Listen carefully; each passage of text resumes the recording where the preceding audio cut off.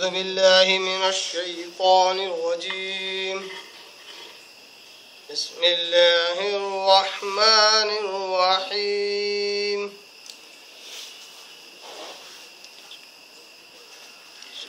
أو كالذي مر على قرية وهي خاوية على عروشها قال أنى يحيي هذه الله بعد موتها فأماته الله 100 عام ثم بعثه قال كم لبثت قال لبثت يوما أو بعض يوم قال بل لبثت 100 عام فانظر إلى طعامك وشرابك لم يتسنه وانظر إلى حمارك ولنجعلك آية للناس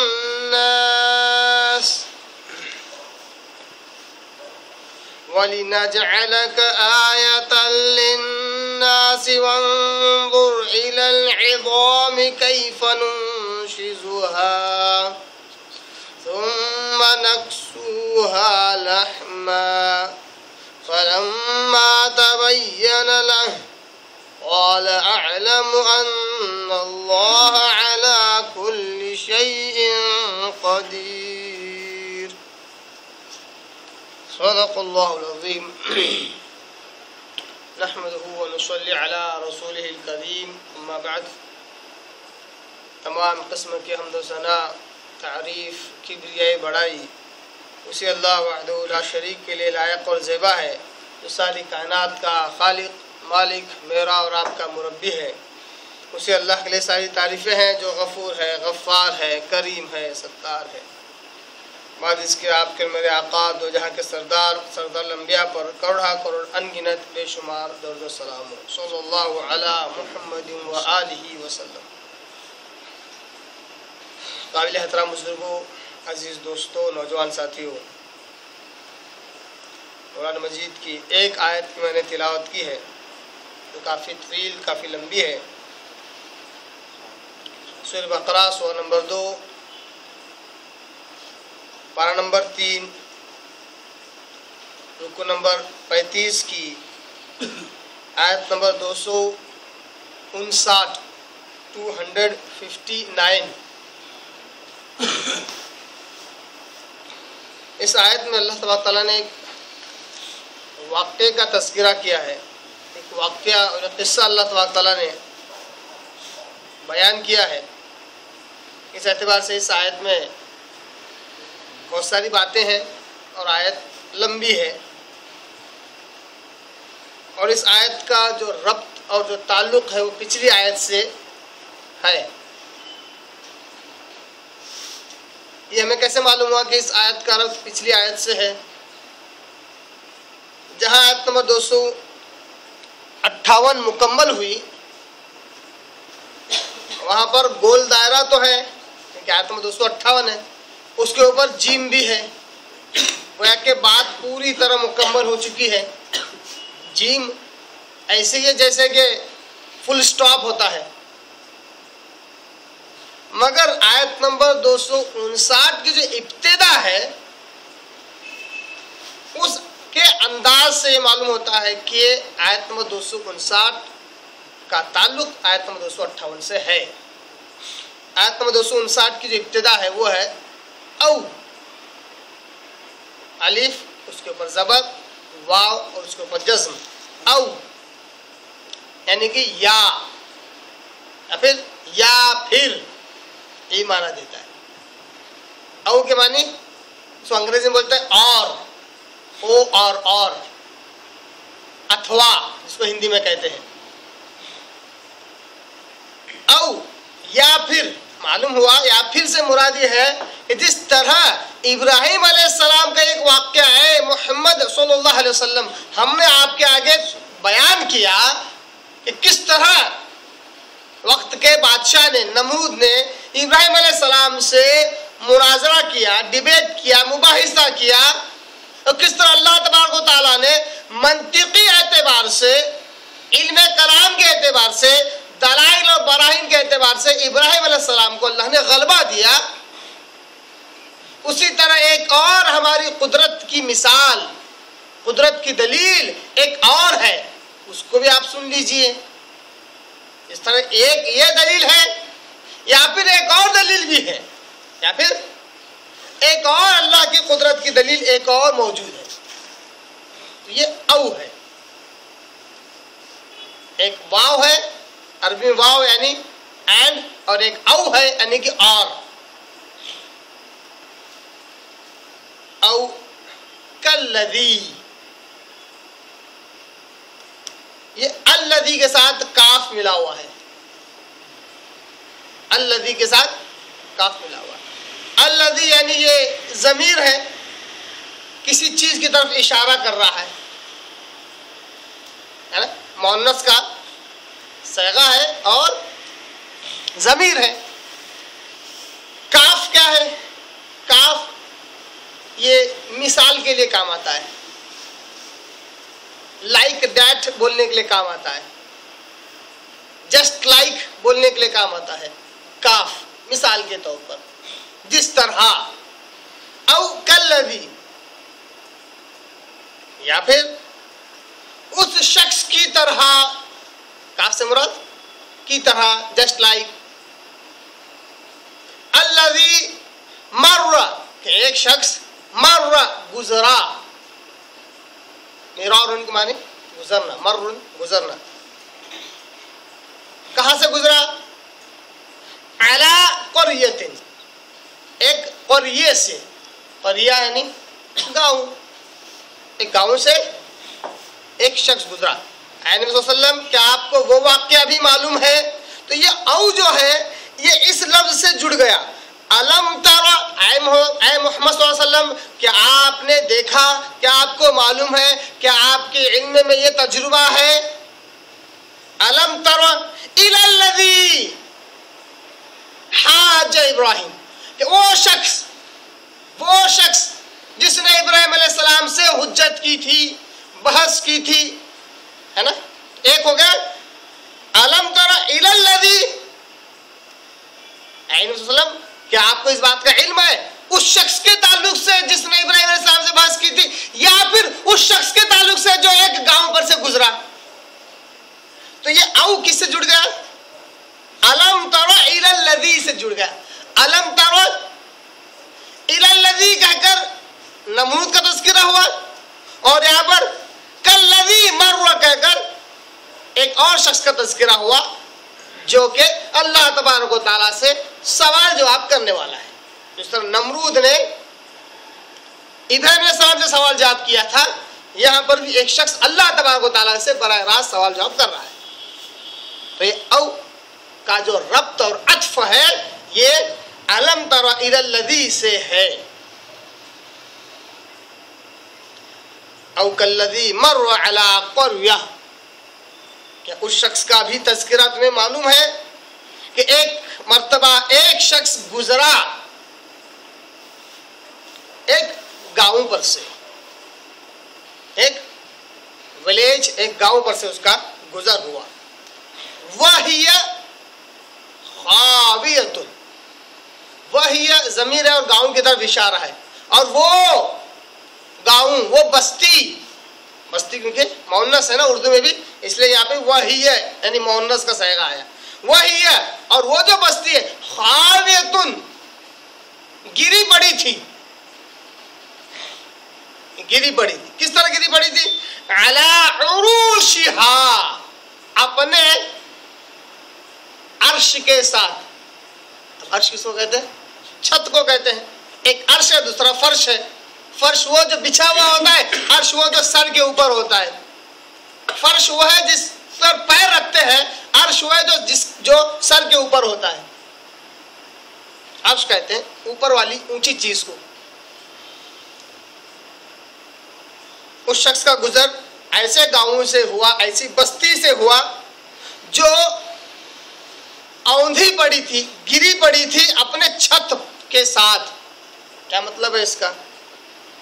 ایک تو عربی کا یہ محاورہ ہے جس کے معنی ہے ٹوٹلی برباد شدہ، جو کلی طور پر برباد ہو چکی ہوتی ہے، ایسی بستی کو کہتے ہیں وہ اپنی چھت کے بل پر پوری گری ہوئی ہے۔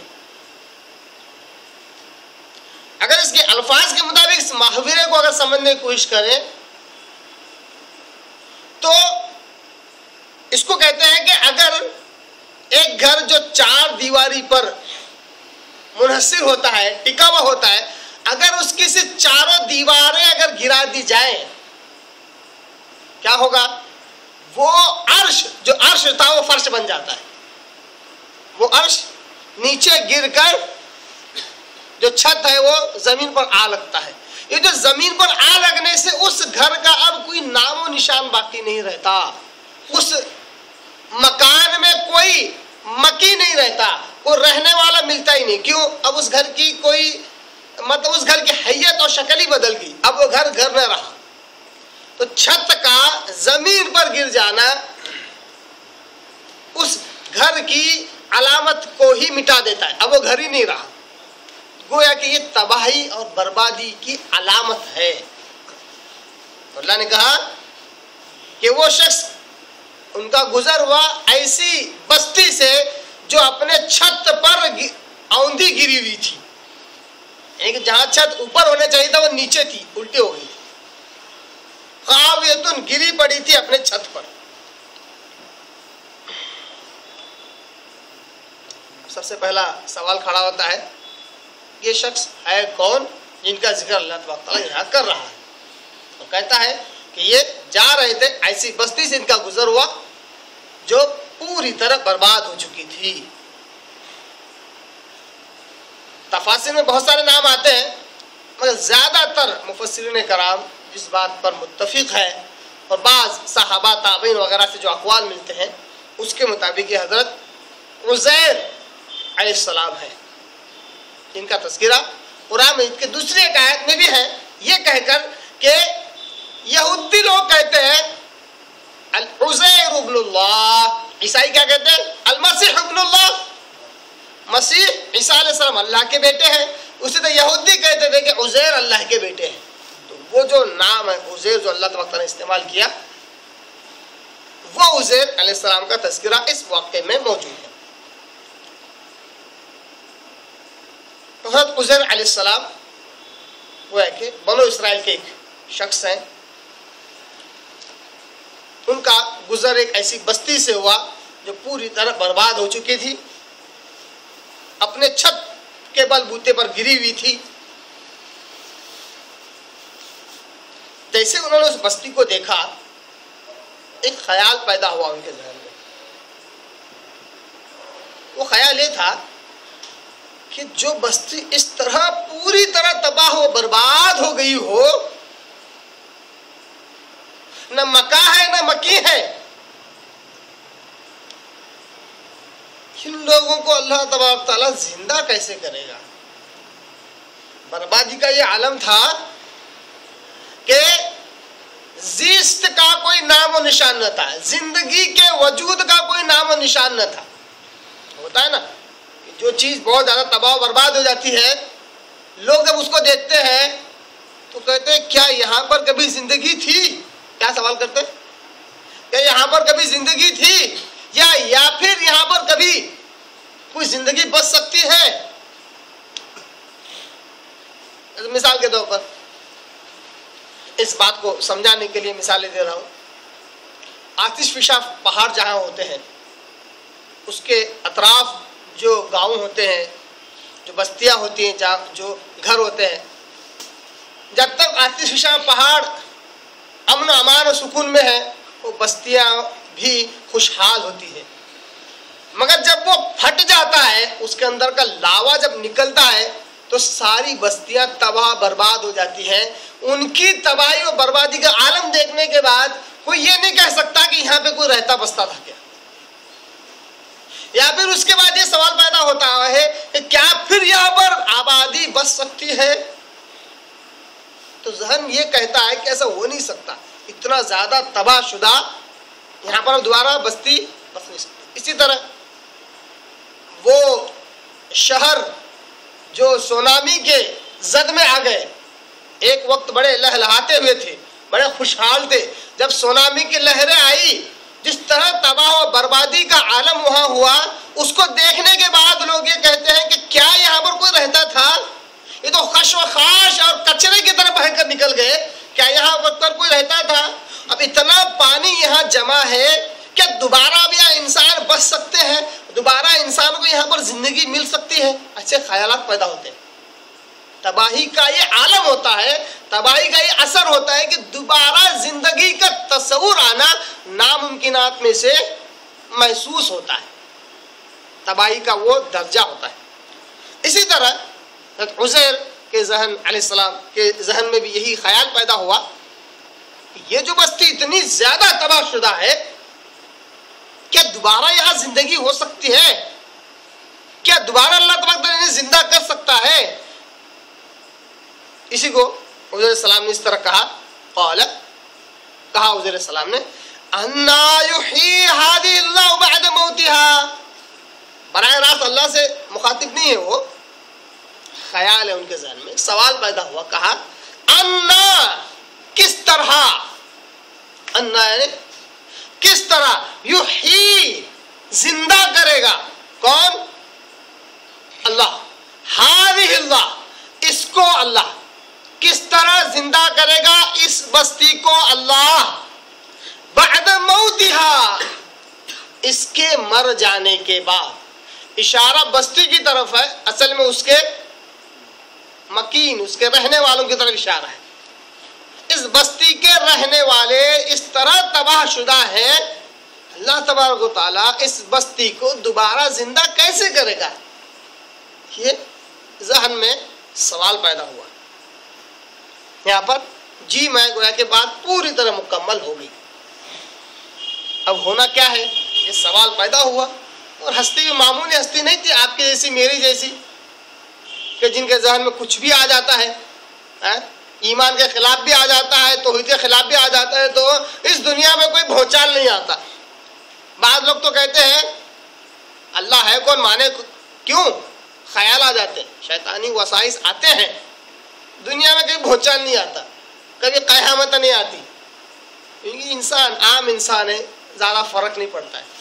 اور یہ ہستی بڑی اہم ہستی تھی، اور ان کے ذریعے سے اللہ تبارک تعالیٰ قیامت تک کے لیے ایک نشانی اور ایک علامت رکھنا چاہتا تھا۔ ان کے ذہن میں خیال آیا، سوال پیدا ہوا، سوال کیا انہوں نے، اللہ اس مردہ شدہ بستی کو دوبارہ کس طرح زندگی بخشے گا؟ فَأَمَاتَهُ اللَّهُ، جیسے ہی سوال آیا،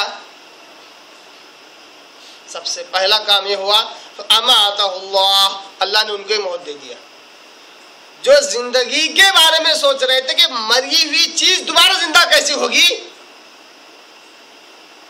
اس کی تصدیق کے لیے، اس شک کو دور کرنے کے لیے سب سے پہلے اللہ نے انہیں موت دے دیا۔ فَأَمَاتَهُ اللَّهُ، اللہ نے انہیں موت دے دی۔ اللہ نے انہیں موت دے دی۔ کب تک دے دی موت؟ ظاہر سی بات ہے، ایک بار جس کو موت آتی ہے وہ دوبارہ زندہ نہیں ہوتا ہے۔ 100 عام، 100 سال تک اللہ تبارک تعالیٰ نے انہیں موت دے دی۔ کتنے سال تک؟ 100 سال تک اللہ تبارک تعالیٰ نے انہیں مردہ رکھا۔ ثم بعثہ، پھر اللہ نے انہیں جلا اٹھایا، زندہ کر کے اٹھایا۔ بعثہ کے معنی اٹھانے کے ہیں۔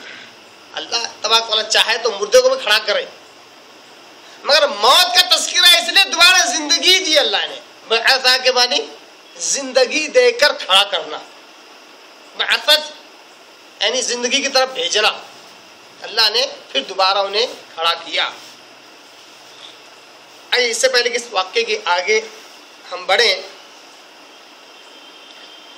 کچھ ضروری باتیں سمجھ لیں، تاکہ جہاں ہمیں عقیدت توحید سمجھ میں آ رہا ہے وہیں پر ہم بد عقیدگی اور شرک سے بھی بچیں۔ تو آپ سوچ رہے ہوں گے اس میں بد عقیدگی کیا ہے؟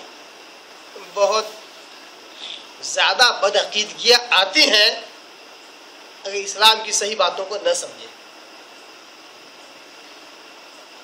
اللہ تبارک و تعالیٰ نے ایک انسان کو موت دے دی، 100 سال تک مردے رہے، مرے ہوئے رہے. 100 سال بعد اللہ تبارک و تعالیٰ نے زندگی دے دی، پھر زندہ ہو گئے. یہ غیر معمولی واقعہ ہے. کیا ہے یہ؟ چمتکار، غیر معمولی واقعہ ہے، خرق عادت معاملہ ہے. کیونکہ ایک انسان مر جائے، غور سے سنیے، ایک انسان مر جائے 3 دن کے اندر ہی اس کے جسم سے بدبو شروع ہو جاتی ہے. 8 دن کے بعد جسم گلنا سڑنا اور اس کے اندر کا بہنا شروع ہو جاتا ہے سب.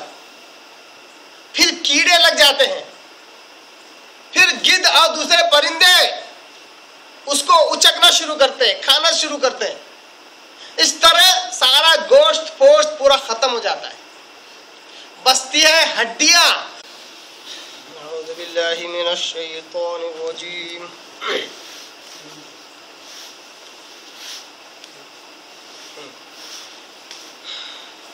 تو ہاں، بات یہاں پر چل رہی تھی کہ عزیر علیہ السلام کے ذہن میں یہ سوال آیا. انہوں نے سوال کیا کہ اللہ تبارک تعالیٰ اس مردہ بستی کو دوبارہ زندہ کیسے کرے گا؟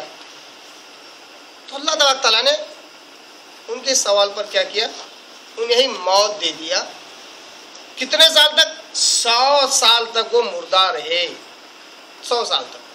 اور اس کا تجزیہ بھی ہم کر رہے تھے کہ اگر کوئی شخص، کوئی انسان مر جاتا ہے تو 2-3 دن میں اس کے جسم سے بدبو شروع ہو جاتی ہے، پھر جسم پورا گلنا سڑنا شروع ہو جاتا ہے، پھر اس کو کیڑے مکوڑے اور چرند پرند کھانا شروع ہو جاتے ہیں. اس طرح اس کا سارا گوشت پوشت سب ختم ہو جاتا ہے.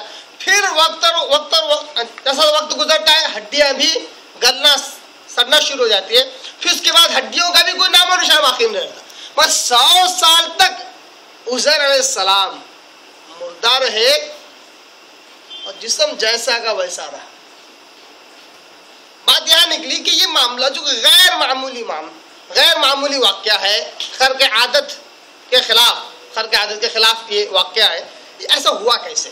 تو بعض چیزیں سمجھنے کے بنیادی عقائد سے جڑی ہوئی ہیں. کیا انبیاء علیہ الصلوۃ والتسلیم کوئی غیر معمولی واقعہ دکھا سکتے ہیں کہ انبیاء علیہ الصلوۃ والتسلیم کے ساتھ کوئی غیر معمولی اور خرق عادت واقعہ ہو سکتا ہے، اس کا صدور ہو سکتا ہے؟ جیسے نبی ایسی خبر دے جو آج سے کئی ہزار سال پہلے ہونے والا واقعہ ہے، کیا نبی اس کی خبر دے سکتے ہیں؟ یہ غیر معمولی واقعہ ہے. اسی طرح 70-80 کے قریب صحابہ ہیں، وضو کے لیے پانی نہیں. آپ صلی اللہ علیہ وسلم نے چھوٹا سا ٹب منگایا اور اس میں وضو کیا، تھوڑا سا پانی تھا. اب جو وضو کا پانی جو آپ صلی اللہ علیہ وسلم نے وضو کیا تھا اس ٹب میں ڈالا. 70 سے 80 حضرات آ رہے ہیں، وضو بنا رہے ہیں، جا رہے ہیں، وضو بنا اتنے سے پانی سے. یہ کیا ہے؟ غیر معمولی واقعہ جو عام طور پر پاسبل نہیں ہے، امپاسبل، ناممکنات میں سے. اتنے تھوڑے سے پانی سے لوگ اتنے زیادہ لوگ سیراب ہو جائیں، یہ ناممکنات میں سے. اسی طرح کھانا تھوڑا ہے، 70-80 صحابہ 10-10 کر کے آ رہے ہیں، بھرپور پیٹ کھا کر جا رہے ہیں. 10-10 صحابہ آ رہے ہیں، بھرپور سیر ہو کر کھا کر جا رہے ہیں، حالانکہ کھانا صرف 1 یا 2 لوگوں کے لیے تھا. یہ کیا ہے؟ غیر معمولی واقعہ. کیا ایسا ہو سکتا ہے نبیوں کے ساتھ؟ ہاں، ہوتا ہے. اسی کو کہتے ہیں معجزہ، جو عقل میں نہیں آتا. اور جس نے عقل میں بٹھانے کی کوشش کی، چاہے ایک بھی معجزے کے تعلق سے کیوں نہ ہو، اس کا عقیدہ بگڑ گیا، وہ راہ راست سے سرک گیا، ہٹ گیا. اب وہ چاہے کتنا بھی بڑا علامہ، مولانا، مفتی، قاری یا پوری دنیا اس کے علم کی کیوں نہ قائل ہو جائے، جس نے معجزے کو اپنی عقل میں بٹھانے کی کوشش کی، وہ راہ راست سے گمراہ ہو گیا. راہ راست سے گمراہ. جس طرح آپ صلی اللہ علیہ وسلم کے زمانے میں یہ واقعہ ہوا تھا کہ چاند کے 2 ٹکڑے ہو گئے تھے. یہ معجزات آپ صلی اللہ علیہ وسلم کے زمانے کا، آپ صلی اللہ علیہ وسلم نے کیا ایسا نہیں ہے. بہت سارے لوگوں کے ذہن میں یہ بھی ہے آپ نے انگلی کا اشارہ کیا تو کٹ گیا، ایسا نہیں ہے، واقعہ ہو گیا جو کہ قیامت کی نشانیوں میں سے ایک نشانی ہے۔ اقتربت الساعہ وانشق القمر، اللہ نے کہا سورہ قمر میں کہ قیامت نزدیک آ چکی ہے اور چاند پھٹ چکا ہے۔ تو یہ معجزہ صلی اللہ علیہ وسلم کے زمانے میں ہوا۔ اب چاند کے دو ٹکڑے ہونا اور ایک دوسری طرف جانا، ایک دوسری طرف جانا، یہ عقل میں بیٹھنے والی بات نہیں ہے۔ اگر اس کو کوئی لاجیکلی سائنٹیفکلی فٹ کرنے کی کوشش کرتا ہے تو سب سے پہلے اپنا ایمان ہاتھ سے کھو دیتا ہے، ایمان چلا جاتا ہے۔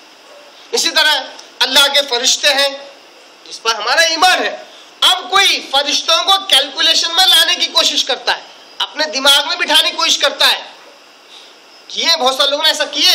ایک بہت بڑے ہیں، بہت زیادہ علم ہے ماشاءاللہ، ان سے پوچھا کہ فرشتے کیا ہے، تو کہا فرشتے کوئی مخلوق نہیں ہے، فرشتے از دا پاور، فرشتے طاقت کو کہتے ہیں۔ بولے کیوں مانا انہوں نے ایسا کیا؟ کیونکہ فرشتے ان کی عقل میں بیٹھے نہیں ہے نا۔ جو معجزات ہوتے ہیں وہ عقل میں نہیں بیٹھیں گے کیونکہ یہ ناممکنات میں سے ہوتے ہیں، امپاسبلٹیز میں سے ہوتے ہیں جو ہو ہی نہیں سکتے، اللہ کرواتا ہے، اللہ کرواتا ہے۔ ذات اصل ہوتی ہے اللہ کی، ذات اصل ہوتی ہے۔ جس طرح انبیاء کے ہاتھوں معجزات کا صدور ہوتا ہے، اسی طرح ہمیں یہ بھی عقیدہ رکھنا ہے کہ اللہ کے بہت سے اولیاء ہوتے ہیں، اولیاء اللہ، اللہ کے دوست۔ فرق کیا ہے پتہ ہے؟ ہم نے اولیاء اللہ سمجھا کس کو ہے، اور اصل میں اسلام اولیاء اللہ کس کو کہتا ہے، فرق پتہ ہے؟ اولیاء اللہ اللہ کے دوست، جنہیں اللہ کہتا ہے کہ یہ میرے دوست ہیں۔ سمجھ میں آ رہا ہے؟ اللہ کیا کہتا ہے؟ یہ میرے دوست ہے، یہ میرے دوست ہے۔ ہم کیسا سمجھتے ہیں ولی کو، اولیاء اللہ کو؟ یہ اللہ کے دوست ہیں۔ ہم کیا کرتے ہیں؟ ہماری طرف سے لوگوں کو اللہ کا ولی بناتے ہیں، جبکہ ولی بنتا ہے اللہ کی طرف سے۔ اللہ بولنا چاہیے کہ یہ میرا ولی ہے۔ آج ہم نے ہر ننگے دھڑنگے لوگوں کو اللہ کا ولی بنا دیے جنہیں کھانے پینے رہنے سہنے کا تک ہوش نہیں ہے۔ ہم نے بنایا اللہ کا ولی، اللہ نہیں بناتا ہے۔ تو اللہ کا ولی وہ جس کو اللہ بنائے، جس کو اللہ بنائے۔ تو جس طرح انبیاء کے ہاتھوں خرق عادت معاملات کا صدور ہوتا ہے، معجزات کا، ناممکنات، غیر معمولی واقعات کا صدور ہوتا ہے، اسی طرح اولیاء اللہ کے ہاتھوں سے بھی ایسے ہی معاملات کا صدور ہوتا ہے، ایسے ہی معاملات وقوع پذیر ہوتے ہیں۔ ان کو کیا کہتے ہیں؟ ان کو کہتے ہیں کرامت۔ کرامت کا انکار کرنے والا وہ بھی اپنے ہاتھوں سے ایمان کھو دیتا ہے۔ اولیاء اللہ کے ہاتھوں میں کرامت ہوتی ہے۔ کرامت کیا ہے؟ یہ غیر معمولی واقعہ ہے جو عام طور پر عام انسان نہیں کر سکتا، نہیں اس کے ہاتھ پہ ایسا ہوتا ہے، اولیاء اللہ کے ہاتھوں ہوتا ہے۔ دونوں میں مشابہت کیا ہے؟ دونوں مشابہت یہ ہے کہ نبی کے ہاتھوں جو غیر معمولی واقعہ ہوتا ہے وہ بھی اللہ کی مرضی سے ہوتا ہے، نبی کی مرضی سے نہیں ہوتا۔ نبی چاہ کر کوئی غیر معمولی واقعہ دکھانا چاہے ایسا نہیں ہو سکتا ہے۔ اسی طرح ولی کے ہاتھوں اگر کوئی غیر معمولی واقعہ ہو تو وہ بھی اللہ کی مرضی سے ہی ہوتا ہے۔ ولی چاہ کر نہیں بتلا سکتا، جس طرح نبی نہیں بتلاتا اس طرح ولی بھی نہیں بتلاتا۔ آج ہم نے یہ معاملہ الٹا کر دیا، نبی کو بھی ولی کو بھی یہ اختیار دے دیا کہ جب چاہے تب چمتکار دکھلا دے، معاملہ الٹا کر دیا۔ فرق کیا ہے دونوں میں یہ نہیں پتا ہے ہم کو۔ معجزے میں اور کرامت میں فرق کیا ہے؟ معجزے اور کرامت میں ہی سب سے بڑا فرق جو بد عقیدگی سے انسان کو بچا لیتا ہے، شرک سے انسان کو بچا لیتا ہے، وہ یہ ہے کہ معجزہ جو ہوتا ہے نبیوں کے ہاتھوں جس کا صدور ہوتا ہے، اس کے ہونے سے پہلے نبی کو علم ہو جاتا ہے۔ اللہ تبارک تعالیٰ بتلاتا ہے کہ فلاں واقعہ ہونے والا ہے، کیونکہ وہ نبی ہے، ان پر وحی آتی ہے۔ کیا آتی ہے؟ وحی آتی ہے۔ فرشتے کی شکل میں یا کسی اور ذریعے سے اللہ تعالیٰ انہیں مطلع کر دیتا ہے کہ دیکھو ایسا واقعہ ہونے والا ہے. جب ولی کے ہاتھوں جب کرامت کا صدور ہو تو ولی کو پتا نہیں ہوتا کہ ایسا کوئی معاملہ ہونے والا ہے. جب وہ ہو جاتا ہے یہی علامت ہوتی ہے کہ وہ ولی ہے. ولی کے ساتھ جب وہ معاملہ ہو جاتا ہے, کوئی غیر معمولی واقعہ ہو جاتا ہے, تو لوگ کہتے ہیں ارے تمہارے ہاتھوں سے کام ہو گیا. وہ بھی اچنبے میں ہوتا, اچھا میرے ہاتھوں سے ہو گیا, اللہ تعالیٰ شکر ہے. یہ خاکساری, یہ انکساری, یہ عاجزی اس ولی کے اندر ہوتی ہے. بولتا اچھا میرے ہاتھ سے ہو گیا, اللہ تعالیٰ شکر ہے کہ مجھ جیسے ناچیز کو تو نے یہ میرے ہاتھوں سے یہ کرامت تو نے کروائی.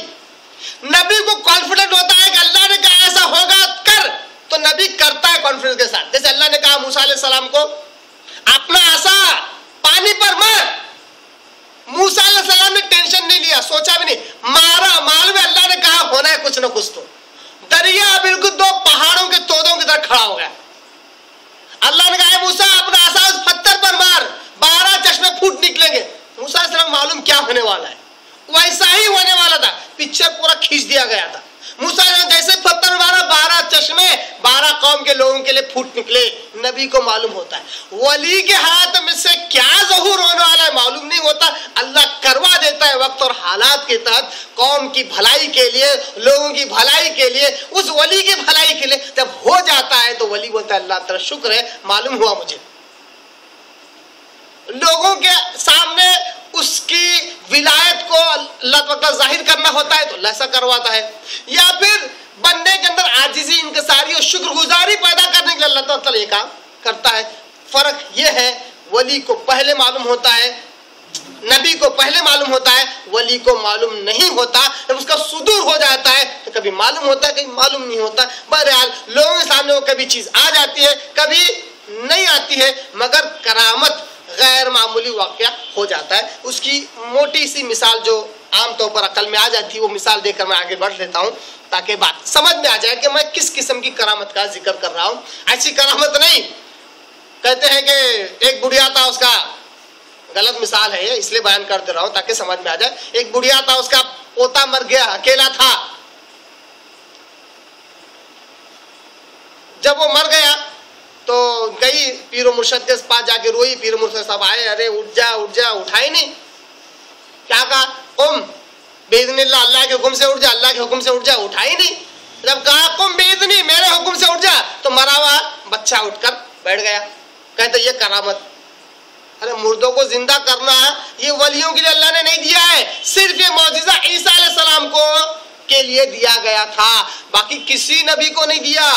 خصوصیت تھی عیسیٰ علیہ السلام کی. اسی طرح ایک کشتی تھی, بہت بڑی ناؤ تھی, بہت سارے لوگ تھے, ڈوب گئی. اس کے ڈوبنے کے 25 سال بعد سردار الاولیاء عبد القادر جیلانی رحمہ اللہ نے ان کو زندہ کرے. کیسا کرے, فوٹو دیکھیں گے آپ نے بہت جگہ پہ. سمندر میں ہاتھ ڈال دیے. اب ہاتھ تھا کیا, وہ کیا تھا پتا نہیں, کشتی کو باہر نکال دیے ایک ہی ہاتھ میں. آئی تو آئی کشتی پوری ہو بہت ڈوبنے سے پہلے جیسی تھی ویسی, سارے لوگ زندہ. اس کو کہتے کرامت. ارے یہ کرامت نہیں ہے. اگر سب پری پلان ہے, سب معلوم ہے کہ ہاتھ ڈالوں گا میں اپنے پھوڑے جیسا اتنا بڑا ہاتھ کہ سمندر میں سے ناؤ بھی نکل آنے والی ہے, تو نبی بن جائیں گا بھائی, نبی بن جائیں گا. وہ نبوت تو ختم ہو گئی نا, نبوت کا اختتام ہو گیا. اگر کوئی نبوت ابھی بھی جاری عقیدہ رکھے تو اپنے ایمان سے ہاتھ دھو بیٹھتا ہے. ولی کو نہیں پتا ہوتا ہے. مثال دے رہا ہوں تاکہ بات سمجھ میں آ جائے. ولایت کے اندر جو کرامت ہوتی ہے وہ کس کو کہتے ہیں. پھر انشاءاللہ ہم اس واقعے کی طرف بڑھیں گے. اصل ہے صحیح عقیدہ, صحیح ایمان آنا. قرآن سے یہ نصیحتیں ہمیں ملنی چاہیے. ایسا ہوگا کہ ایک بس جا رہی تھی, آج کے زمانے کی ماڈرن مثال دے رہا ہوں, ٹھیک ہے. ایک بس جس میں 25-30 لوگ 40 لوگ ہیں جا رہی تھی. وہ ایک گھاٹی سے گزری, پہاڑ کی جو گھاٹی تھی, اوپر چڑھتے جا رہی تھی پہاڑ کے اطراف. اچانک بس رک گئی. کیوں؟ کیونکہ جو گھاٹی کا جو چھوٹا سا پتلا سا راستہ تھا, اوپر سے ایک پتھر لڑک کر آ کر اس نے راستہ بند کر دیا ہے. اب بس آگے جا نہیں سکتی, بس اب آگے جا نہیں سکتی. سارے لوگ پریشان, اتنا بڑا پتھر, کوئی کرین تو آنے والی ہے ہی نہیں یہاں پر. کہ اس پتھر کو آخر سرکائیں گے کیسے راستے سے. سارے لوگ پریشان ہیں, سارے لوگ پریشان. اس بس میں ایک صاحب بیٹھے ہوئے ہیں. عمر کوئی بھی ہو سکتی ہے, ضروری نہیں کہ خوبصورت گورا رنگ, سفید لمبی داڑھی, ٹوپی اتنی لمبی کہ آسمان کو پہنچ جا رہی ہے, داڑھی اتنی لمبی کہ زمین کو پہنچ جا رہی ہے, زبردست سفید کپڑے ہیں, نورانی چہرہ ہے. یہ شرط نہیں ہے ولی کے لیے. ایمان شرط ہے, تقوی شرط ہے, عمل صالح شرط ہے, کتاب و سنت کا علم شرط ہے. ایک حضرت ایک شخص بیٹھے ہوئے تھے اس بس میں. انہوں نے دیکھا بہت دیر سے لوگ پریشان ہیں, آخر کیا معاملہ ہے, چلو چل کر دیکھ لیتے ہیں.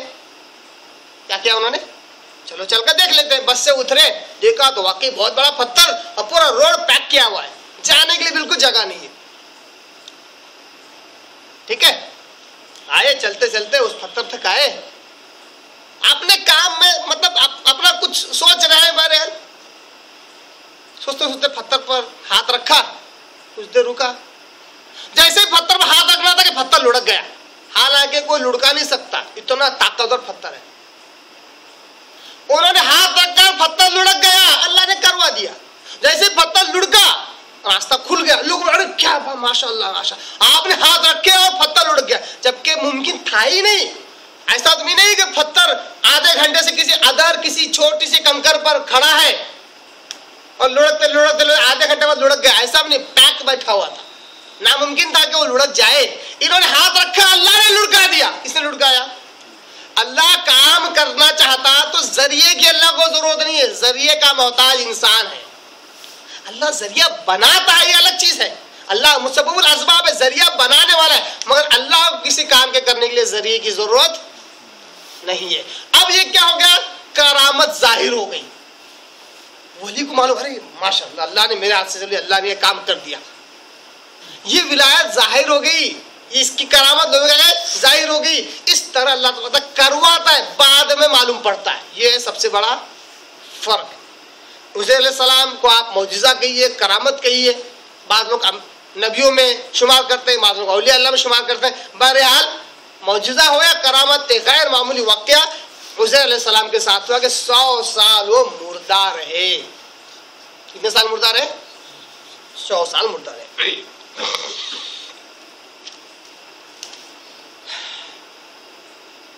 فَأَمَاتَهُ اللَّهُ 100 عام, اللہ تبارک تعالیٰ نے انہیں موت دے دی 100 سال تک. ثم بعث, 100 سال بعد اللہ نے انہیں زندہ کر کے اٹھایا. قال کم لبثت, پوچھا گیا, اللہ نے پوچھا کم لبثت, کم کتنے, لبثت جاگے تم, کتنے دنوں کے بعد جاگے تم, کتنے دنوں کے بعد تم اٹھے. کیونکہ کتنے دنوں بعد زندہ ہو گئے یہ تو نہیں پوچھ سکتے تھے, جس کو معلوم ہی نہیں کہ زندہ تھے کہ مردہ تھے. تو کم لبثت, کتنے دنوں کے بعد تم جاگے, پوچھا گیا. تو عزیر علیہ السلام نے جواب دیا, قال لبثت یوما او بعض یوم. بڑی سمپل سیدھے سادے انداز میں معصومیت کے ساتھ جواب دیا. کہا میں تو جاگا ایک دن, یا دن کے کچھ حصہ سو کر اٹھا. میں ایک دن یا دن کا کچھ حصہ, اس کے بعد میں اٹھ گیا. یہ ہے حال اس دنیا کا بھی, یہ ہے حال ہماری پوری رات کا. دن کے 12 گھنٹے 10 گھنٹے گزرتے نہیں ہیں, رات کے 12 گھنٹے 14 گھنٹے میں ایسے گزر جاتے ہیں. رات کے 9 بجے سوئے اور صبح 11 بجے اٹھے تو لگتا نہیں کہ 9 سے لے کر 11 تک 14 گھنٹے سوئے, نہیں معلوم ہوتا ہے کیسا وقت گزر رہا ہے.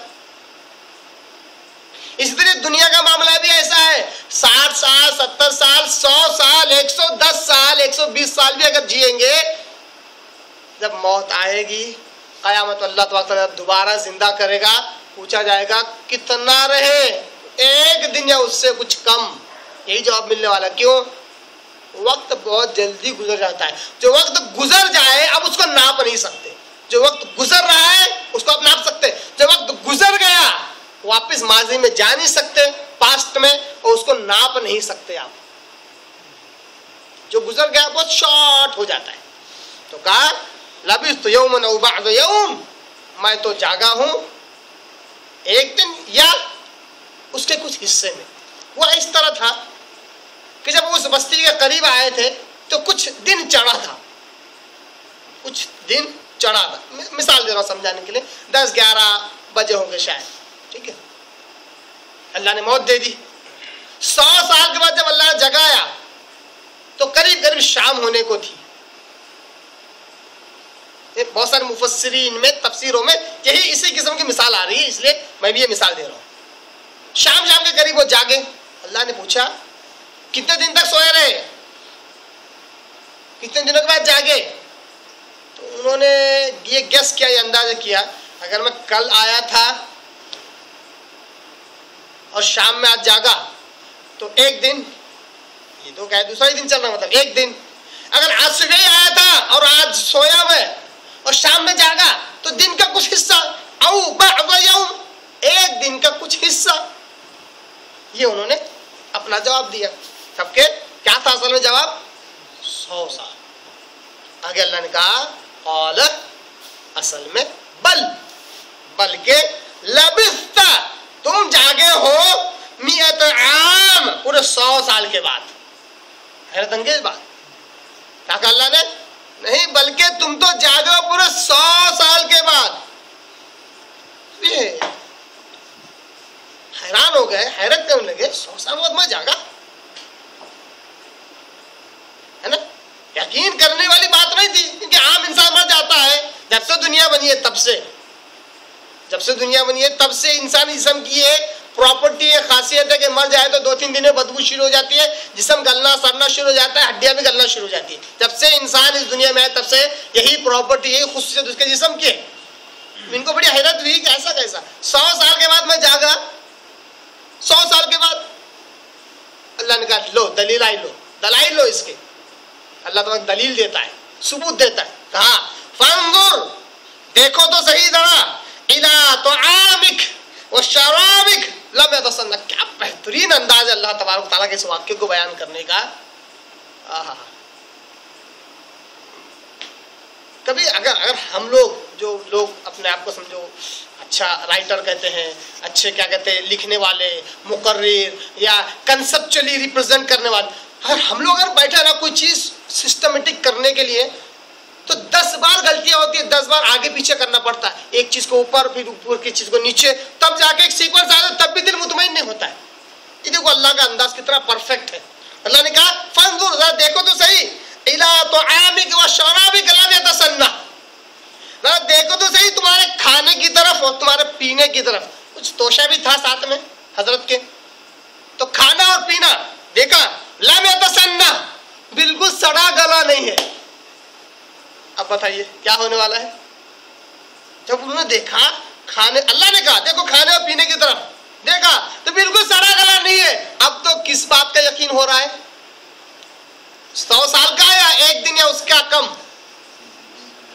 ایک دن یا اس کا کم. 100 سال کا تو تصور ہو ہی نہیں سکتا. چلو انسان کسی طرح 100 سال مان لیا جائے، کھانا اور پانی یہ تو جیسا کا ویسا، لم یتسنہ، بالکل سڑا گلا نہیں ہے. کوئی بھی کسی بھی قسم کا، کتنا بھی اس کی ڈیوریبلٹی کیوں نہ ہو، تب بھی سڑنا گلنا لازمی تھا. اب اور زیادہ تشویشناک بات تھی. پھر آگے اللہ نے کہا وانظر الی حمارک، جناب جس سواری پر آپ سوار ہو کر آئے تھے، حمار گدھا، اپنے گدھے کی طرف بھی دیکھو ذرا. فوراً گدھے کی طرف نظر دوڑائی، دیکھا.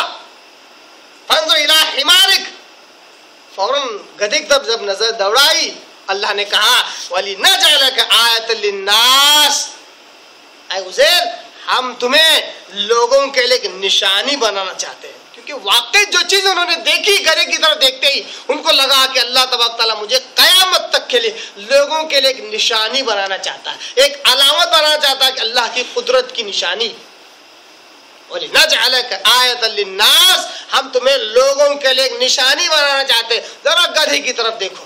गधे की तरफ जैसे ही देखा, पूरी हड्डियों का ढांचा वो भी बिखरा पड़ा था और हड्डियां भी सफेदी आ गई थी, पूरी तरह गल सड़ गई थी।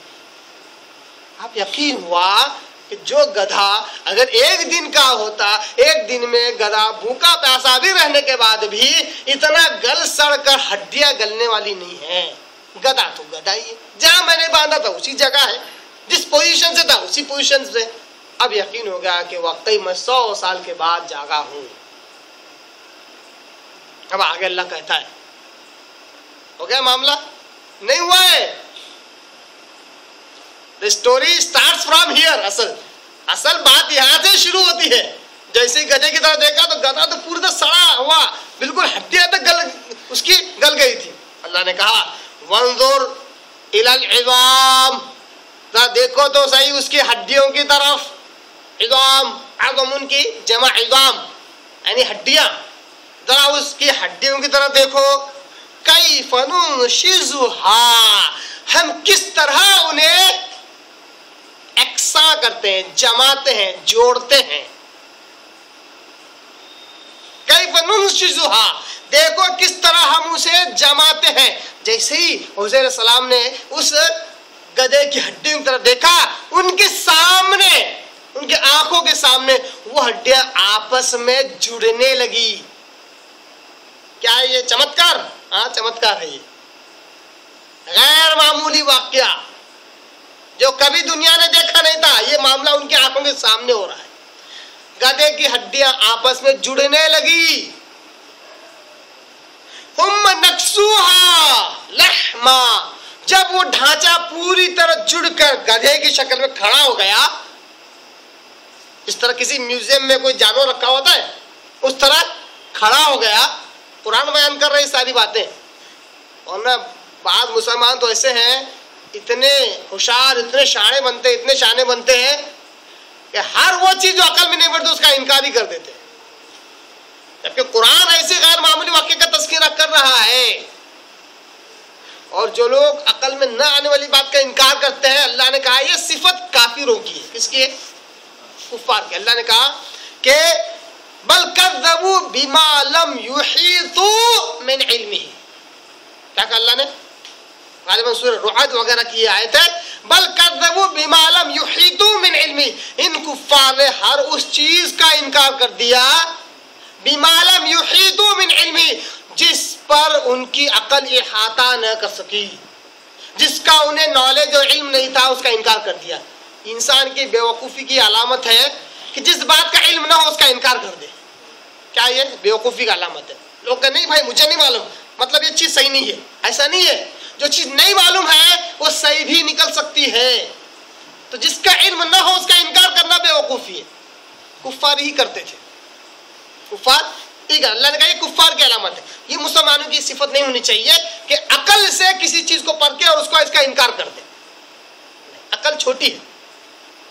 तो क्या कहा अल्लाह ने कि देखो जरा गधे की तरफ देखो, उस हड्डियों की तरफ देखो, किस तरह हम इसको जोड़ते हैं। जैसे जोड़कर जब गधा खड़ा हो गया, सुम्मा नक्सूहा लहमा, और फिर किस तरह हम इस पर गोश्त पोश्त को चढ़ाते हैं। फौरन देखा उन हड्डियों पर गोश्त चढ़ना शुरू हो गया, रगे नजर आने लगी, यहां तक के जिल्द चमड़ी भी उस पर चढ़ गई। क्या अल्लाह बयान कर रहा है कुरान मजीद में? सूरह बकरा सूरा नंबर 2 पारा नंबर 3 रुकू नंबर 35 आयत नंबर 259। उसके ऊपर गोश्त पोश्त रगे पट्टे सब जमा हो गए, जिल्द भी चढ़ गई, गधा खड़ा हो गया, सिर्फ मुर्दा है। तो क्या सिर्फ मुर्दा? अल्लाह ने उसमें जान भी भर दी, चीखने भी लगा गधा, अपना आवाज से हाँकने भी लगा, गधा पूरी तरह जिंदा हो गया। अब अल्लाह ने कहा फलम्मा तबय्यन लह, जब ये पूरा मामला वाज़ह हो गया, फलम्मा तबय्यन लह, जब उनके लिए पूरा वाक़या खुलकर सामने आ गया, अल्लाह की कुदरत और हकीकत खुलकर सामने आ गई, पूरी तरह वाज़ह हो गई उनके लिए, क़ाल, उस वक्त कहा, अअलमू, बेशक मैं जानता था, मैं जानता हूँ, मैं हमेशा यकीन करता रहूंगा, अन्नल्लाह علی کل شیء قدیر، بے شک اللہ تبارک تعالیٰ ہر چیز پر قدرت رکھتا ہے۔ اللہ قدرت کیسی ہے؟ ہر چیز پر ہے، ناممکنات کوئی چیز ہی نہیں اللہ کے پاس، ہر چیز ممکن ہے اللہ ہر چیز کر سکتا ہے۔ اللہ اس آیت پر تو ایک درس ہونا چاہیے، صرف اس آیت پر۔ کون سی؟ ان اللہ علی کل شیء قدیر، اللہ ہر چیز پر قدرت رکھتا ہے۔ اس کا معنی اور مفہوم بھی ہم نے بہت سی جگہ پر غلط لیا ہے، اور بعض لوگ جو علم رکھنے والے ہیں عوام کو اس آیت سے گمراہ بھی کرتے ہیں۔ اللہ ہر چیز پر قدرت رکھتا ہے، اللہ ہر چیز پر قدرت رکھتا ہے، اللہ جو چاہے کر سکتا ہے۔ ان اللہ علی کل شیء قدیر، اللہ جو چاہے کر سکتا ہے۔ پھر اللہ مردے کو کیوں نہیں سنا سکتا؟ جاؤ درگاہ پہ مانگو، ولی کو سنائی بھی دیں گا اور تم نے جو مانگے وہ دے بھی دیں گے۔ اللہ چاہ رہا ہے اس لیے کر رہے، جس کو چاہے جس سے چاہے کرے۔ ڈائریکٹ اللہ سے مت مانگو، ولی سے مانگو، اللہ سنے گا ان کا اور دیں گا بھی تم کو۔ اللہ قدرت رکھتا ہے، اس طرح اللہ قدرت رکھتا ہے، اللہ قدرت رکھتا ہے بول کے اللہ کے قدرت والے معنی کچھ بھی بیان کر دیتے جو حقیقت میں ہوتے نہیں ہیں۔ ان اللہ علی کل شیء قدیر، اللہ ہر چیز پر قدرت رکھتا ہے، یہ اللہ کی قدرت کا اعلیٰ معیار ہے۔ اللہ کچھ بھی کر سکتا ہے، لیکن ایک شرط کے ساتھ۔ وہ شرط ہم کھا جاتے ہیں، وہ شرط غائب کر دیتے ہیں۔ وہ شرط کیا ہے؟ اللہ اپنی شان کے خلاف کوئی کام نہیں کرتا۔ یاد رہے گا، اللہ سب کچھ کر سکتا ہے، اللہ ہر چیز پر قدرت رکھتا ہے، اللہ کچھ بھی کر سکتا ہے، مگر اپنی شان کے خلاف کام نہیں کرتا۔ اللہ اپنی شان کی، جب یہ اصول اگر سمجھ میں آ جائے، اللہ اپنی شان کے خلاف کام نہیں کرتا ہے۔ اگر آپ یہ سوال کھڑا کریں، کیا نعوذ باللہ اللہ جھوٹ بول سکتا ہے؟ جبکہ اللہ تو ہر چیز پر قدرت رکھنے والا ہے نا بھائی، جھوٹ بول سکتا ہے کیا؟ نہیں بولے گا، کبھی نہیں بولے گا، کیونکہ اللہ کی شان کے خلاف ہے یہ معاملہ، اللہ کی شان کے خلاف۔ اسی طرح کہ اللہ تبارک تعالیٰ اپنی ہی مرضی سے شرکا کھڑا کرے گا، جو اس کو بھی پکارے ان کو بھی پکارے، اس کے آگے بھی سجدہ کرے دوسروں کے آگے بھی سجدہ کرے۔ اللہ چاہ کر ایسا کرے؟ ارے اللہ کی شان کے خلاف ہے یہ۔ اللہ تو سخت ناپسند کرتا ہے شرک کو، پھر شرک کا دروازہ کیسے کھولے گا؟ اللہ نہیں کھولے گا، ہے نا۔ اسی طرح سارے غیبوں کا جاننے والا اللہ، کہ اللہ کسی اور کو بھی عالم الغیب، کسی اور کو بھی غیب کا جاننے والا غیب کا بنائے گا؟ ارے اللہ کی شان کے خلاف ہے۔ اللہ چاہتا ہے کہ ہر چیز اللہ کو معلوم ہے، کسی اور کو نہ معلوم۔ اللہ چاہتا ہے ایسا، دیکھو آپ قرآن پڑھ کے، یہ اللہ کی شان کے خلاف ہے۔ اللہ کسی اور کو غیب داں بنا دے، ما کان وما یکون کا علم دے، اللہ کی شان کے خلاف ہے، اللہ نہیں دیتا ہے، اللہ نہیں دیتا ہے۔ ان اللہ علی کل شیء قدیر۔ تو حضور علیہ السلام کہتے ہیں کہ بے شک میں تو اس بات کا یقین رکھتا تھا، جانتا تھا، اب میرے ایمان و یقین میں اور پختگی آ گئی کہ میں خود مر گیا، 100 سال تک مردہ رہا، 100 سال بعد زندہ ہوا، میرا کھانا جیسا کا ویسا اللہ پرزرو کرنا چاہے، محفوظ کرنا چاہے، تو اللہ نے میری باڈی کو بھی، میری جسم کو بھی محفوظ کیا، میرے کھانے کو محفوظ کیا۔ گدھا مر گیا، گل گیا، سڑ گیا، کیا بہترین حکمت ہے۔ دیکھیے آپ، عزیر علیہ السلام زندہ ہوتے ہی سب سے پہلی چیز کیا تھی جس کی ان کو ضرورت تھی؟ گدھا، کھانے کی ضرورت تھی۔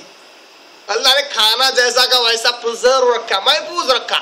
گدھا مر گیا تھا، سواری چاہیے، اللہ نے چمتکار بھی کر کے بتلایا، غیر معمولی واقعہ کر کے دوبارہ زندہ کر کے بتلایا، وہ بھی ضرورت پوری ہوگی۔